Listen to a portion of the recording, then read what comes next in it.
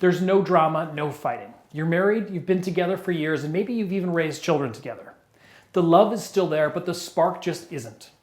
As months drift into years, you realize you're in a sexless marriage. How's it going, YouTube? My name is Brad Browning, and I'm a relationship coach and marriage expert. And today I'm going to talk to you about how to revive sex and intimacy so that you and your spouse can finally eject some passion back into your marriage. Believe it or not, it's common for the frequency of lovemaking to wane over time, and there can be many reasons for this. Maybe the novelty is worn off, or you and your spouse are busy with jobs, children, and social lives, leaving you little time and energy for intimacy. Perhaps you're not in the mood because you have a poor body image of yourself, or you're experiencing other difficulties in your relationship. Or your sex life may be dwindling due to physiological factors, chronic illness, medication, depression, or addictions. The possibilities really are endless. But regardless of the reason, it's important to understand that getting intimacy back into your relationship is important because it's very rare to have a healthy marriage without it. That said, sex can be a complicated thing.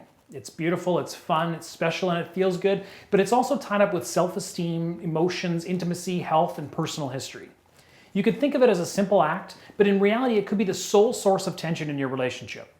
Unless both partners have a very low sex drive, a lack of passion, sex, and intimacy can be a downfall for a marriage. And unfortunately, it's also quite easy to fall into a vicious cycle when it comes to sex. It's hard to want to have it when you feel emotionally detached, but it's hard to feel emotionally bonded without physical intimacy. Basically, the less happy you are, the less sex you want, and the less sex you have, the less happy you are in your relationship. But don't panic. As much as it may feel impossible to get the passion back into your relationship right now, it is possible, I promise, and I know how to help you make that happen. Now, it is important for you to know that it's not unusual for one person in a couple to have a greater desire for sex than the other. And there can be a lot of reasons for this, a major one of which is testosterone. Generally associated with men, testosterone drives sexual desire, which is why the assumption that men are more interested in sex than women is such an age-old belief. But that said, women's sexual desire can also be linked to fluctuating testosterone levels, and as both men and women age, their testosterone levels change, which changes their interest in intimacy along with it. Now, that is not to say that men and women have the same needs when it comes to sex. For instance, women tend to need an emotional bond before they're interested in having sex. They need their husbands to be attentive, thoughtful, and loving. They want to share their emotions and spend time together. If their partner has been distant, disinterested, or absent, the last thing a woman will want to do is make love. But on the other hand, if a man has been complaining or criticizing his wife for not wanting sex more often, the wife will likely feel turned off and any shred of passion is going to be lost. So men, if you want to have a more fulfilling sexual relationship, you need to give your wife what she needs. Listen to her, show interest in her, do small, thoughtful things, and spend time together. Remember, being absent from her life is a turn-off, and taking her on a date is a turn-on. Unlike women, men usually don't need as much emotional bonding to desire sex. And again, sometimes that has a lot to do with the fact that they have more testosterone. But this means that they think about and desire sex more often and require a lot less bonding and emotional closeness before having sex. In fact, men tend to be just as the opposite of women. The more sexual relations the couple have, the better the husband feels about his wife and their marriage.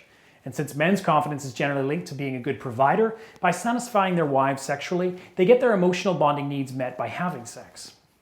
And oftentimes, men simply can't understand why their wives don't think about it and want sex as much as they do. So ladies, if you are even a tiny bit interested in having sex, go ahead and do it. The intimate bond that you want with your husband will follow, and you'll both be more interested in sexual intimacy in the future.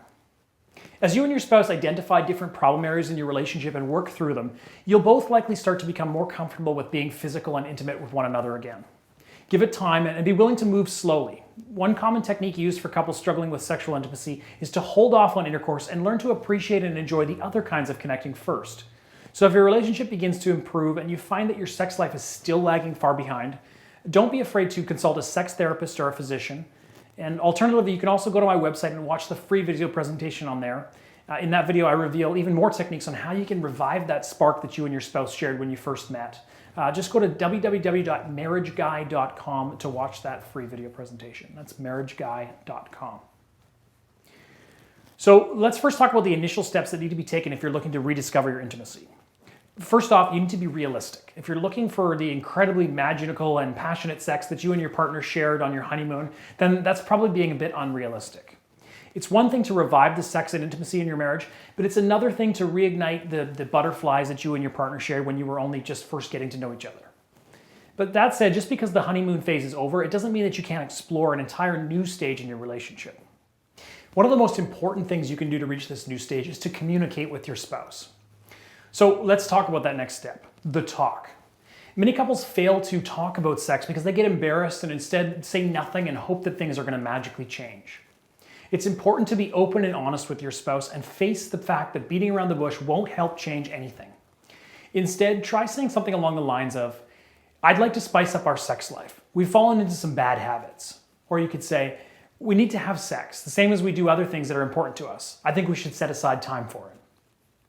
The first step to bridging the gap with your spouse is by making time for each other outside the bedroom. Your relationship should be a priority for both of you. Set aside time together at least 3 times a week. This can include a date night, cuddle time, sharing a hobby, whatever it is. If you're already doing these things, then try something new. Take a cooking class together, try a new sport, sign up for a sex workshop even. The easiest way to reconnect is to find new interests together. So trying something new requires a lot of focus, and believe it or not, that's good for your sex life. Create your own rituals to share together. A couple ritual is a habit that you and your spouse share that's unique to your relationship. It can be as simple as brushing your teeth together, kissing before you leave for work, an inside joke, or a competition to answer game show questions. Whatever you decide on, make it something that you both enjoy and then keep the ritual going for years to come. Take a second to think back to the beginning of your relationship when you were first falling for your spouse. Remember the way that they would make you laugh or tease you? Reviving that type of playful flirting is one of the easiest ways to reactivate your sex life. While dating, couples are great at flirting with one another. They share sexy text messages, speak in innuendos, smile and toss their hair, dress their best, and in general, they try to be attractive to their partner. Flirting is a key component to getting that sexual spark back into your marriage. As humans, we respond to physical connection. So a good place to start when it comes to reviving intimacy is by significantly increasing touching. By doing this, you'll definitely increase your intimacy and your intimate connection with your spouse. Don't know where to start? Begin by just touching your spouse's arm fleetingly when you pass in the hall, or holding hands when you take a stroll. Kiss each other good night, good morning, and when you see each other after work. Sit close while watching TV, and always have at least one body part touching when you go to bed. When you do get between the sheets, keep things spontaneous and fun. Allow each other plenty of sensual time to get warmed up. Unlike when you were in your 20s when sex was straightforward, desire, arousal, orgasm. When you're over 40, foreplay becomes much more important to build arousal and desire. Don't be shy to ask your partner what they like or want. Even if you've been sleeping with your spouse for a decade, as you age, your mindset changes. So think of it this way. Early marital sex is essentially sex with a stranger. It's about letting your partner know you and getting to know them intimately. Marital sex, though, on the other hand, can be even more gratifying if you can develop an intimate sexual style with your marriage partner, something that's completely yours and unique to you as a couple. No matter where you are in your quest to revive the sex in your marriage, understand that intimacy in long-term relationships, and especially in marriages, takes work from both parties. As long as you're both committed to doing that work, you'll be just fine. And if you have any questions about reviving your sex life, or you'd like more advice on bringing intimacy back to your marriage, you can learn a little more about my one-on-one marriage coaching at marriageguy.com/coaching. That's marriageguy.com/coaching. And I also talk about this topic a bit more in the free video on my website, marriageguy.com. So that's also worth checking out once this video is over.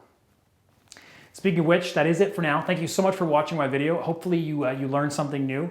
As always, I appreciate those of you who take the time to like my videos and subscribe to my channel, and also on my social media platforms. You can follow me on there. I really appreciate your support. I'm also interested in hearing your feedback, so go ahead and leave me a message below with your questions or comments. And that's about it for now. So take care, and we'll see you next time.